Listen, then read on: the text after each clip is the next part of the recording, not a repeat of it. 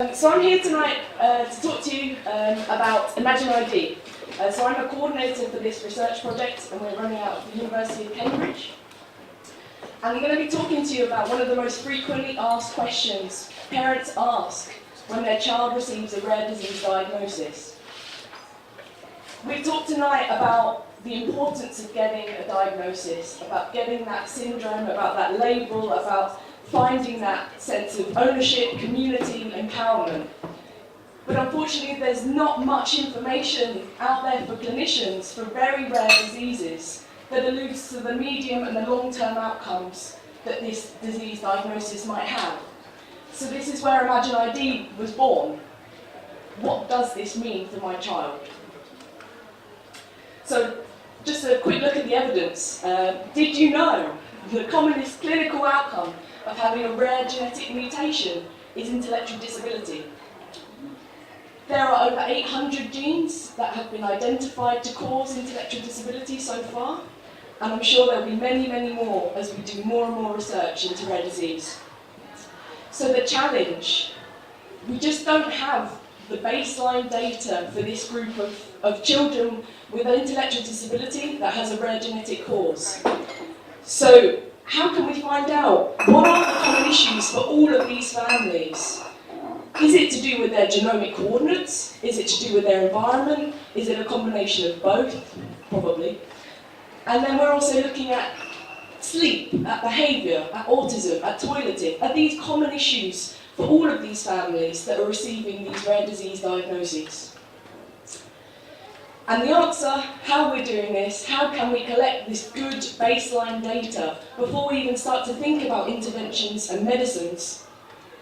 Bit of citizen science here for you. Parents, hurrah, are the experts in our research, and they're the partners, and who better to ask about these children than the people that know them best?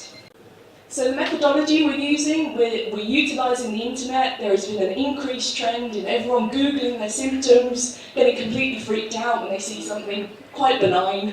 I know I've been guilty of that before. And so we're using an online questionnaire known as the DORBA. This stands for the Development and Wellbeing Assessment, and it's a validated tool that's been used in populations of children with and without intellectual disability. So our aim is to try and recruit 5,000 children and young adults with intellectual disability that has a genetic cause. And sometimes as researchers, we can be a bit removed from what an actual rare disease diagnosis means for the families.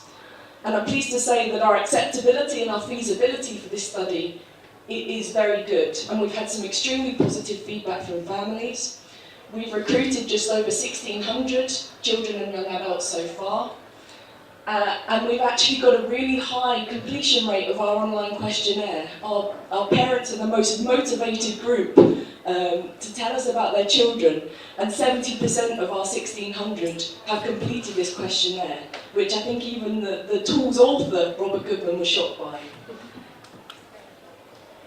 So as well as we generate a personalised summary report from the online questionnaire, and we send this to families, and this is helpful for services and education, but as well as encouraging that dialogue with professionals, we wanted to acknowledge the lack of child-friendly resources available for families to talk about rare disease diagnoses and difference, and try and enable that communication to take place. And this is where our children's book, Avery, was born, and there are some scattered around on the tables and things, so please do feel free to have a look at those.